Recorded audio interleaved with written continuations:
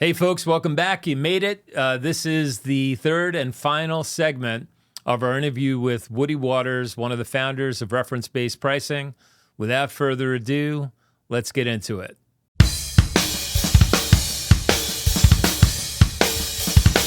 Get ready to take control of your healthcare. Here's your host, Ray Kober. I think the other thing that you guys do well is you bring it all together. That's right. And so what I mean by that is, and I'm not saying this to blow smoke or because you're here, but it's so goddamn hard to find a good TPA. And it's because it's there went my poker face. I'm telling the truth, folks. Yeah. Like it is really, really difficult, and it's a hard job. There are a lot of moving parts. You know, think about your health insurance plan if you're in a fully insured plan, and think about everything that's baked into that plan. It's the same thing with a plan like Imagine360, but you're curating the best of the best, Right. and you're bringing it all together in a package to make life easy for your client so that they don't have to make 6 phone calls to get to the bottom of a question. That's right. Right? So let's just say the less mature, or the TPAs that don't execute as well, they leave a lot to be desired, and so it's almost like, I feel like one key takeaway from this conversation today is make sure your plan document is tight. Make sure that your plan document is airtight, And then that you're following it. Solid, and then that you're following it, because what you do for one, you have to do for all. That's right. And it's gotta hold water, at the end of the day. And then when it comes to your TPA, your TPA is really kind of the quarterback of the plan.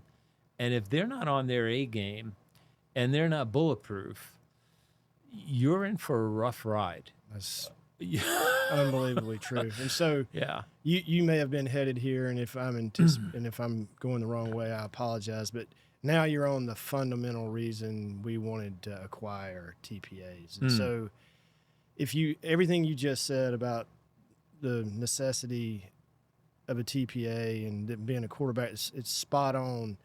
And then their role in this thing ratchets up a couple of notches when you layer on a reference-based client, because there are things that can go wrong, or headaches that can be had within reference-based pricing that are not when it's Cigna as the PPO, balance bill or whatever. So then you need your TPA to be even more A game. And it's just human nature. Back to that member calls in, she needs help. Sometimes there's going to be somebody having a bad day at the TPA that says, that's a reference-based problem, call them. But there may be somebody at the reference-based shop that's having a bad day that says, no, that's just how they adjudicated the claim. Call the TPA. Yep. Well, guess what? Sally Sue, the member, doesn't want to hear that shit. She wants somebody who will help her right then and right now. And so when we still do, less than half, but we still do a substantial portion of our business with non-family TPAs. But when we're the TPA and that phone rings, it really doesn't matter what the source of the call is or what the frustration of the member is. It's going to get routed to somebody who works for us who can help. Right. And so that, in the evolution of our model, there have been quite a few, but that's been a big difference maker, to be able to manage all problems under one roof and offer all solutions under one roof. So did that evolve gradually, or was that kind of mission critical from day one? No, it evolved. It evolved gradually. Yeah.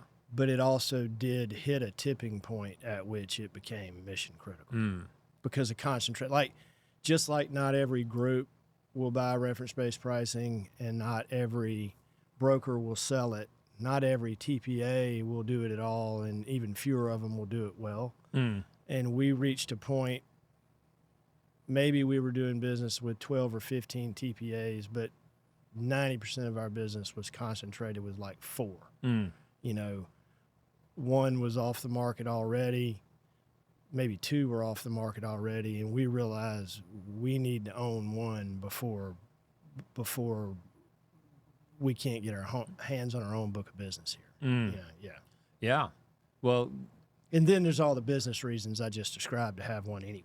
It was the Sure. right thing to do in order to grow and take the next steps on behalf of brokers who trusted us, clients who trusted us, and members who trust us, to deliver a more improved, more efficient, more trustworthy product. yeah. We had to own a TPI. So our experience practically is that, and here's where I completely 100% agree with you. Any change is difficult. If I change from Cigna to United, people will scream bloody murder. Yeah, Right. that's Still, right. it's still in a fully insured chassis.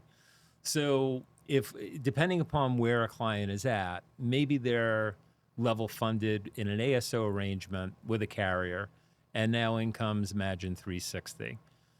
That change in and of itself is disruptive. And we have to, we're challenged in managing that for the first like 2 months prior to go live, and then the next 6 months. You're right. We're dealing with major change. Correct. Yeah. So now, an HR executive whose responsibility is to, kind of preside over this octopus is thinking, well, I think we probably have enough on our plate just with that transition in year 1. But I do think that there aren't enough advisors, consultants out there who are coaching their clients on this is not necessarily, we're not trying to hit a grand slam out of the park with our first at-bat here. Right. I love it. You have to have, it's a cliche, but you got to keep turning the dial. And I believe like our relationships that last the longest and work the best are, okay, we're doing this in year 1, but we're going to present you with a 3 to 5 year plan here. With each renewal, you can keep adjusting a little more, a little more, a little more. Yeah. Do you want anybody to find you? They can find me on the website. I'm out there on LinkedIn. You're out there on I can LinkedIn. be found. That's right. Right on. Yeah. So yeah, it's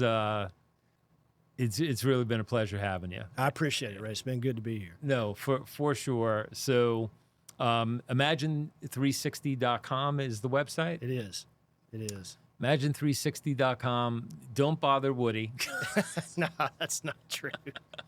No, I'm only kidding. Woody Waters, one of the pioneers, certainly in our industry, of RBP. They didn't call it RBP back then. We learned that today.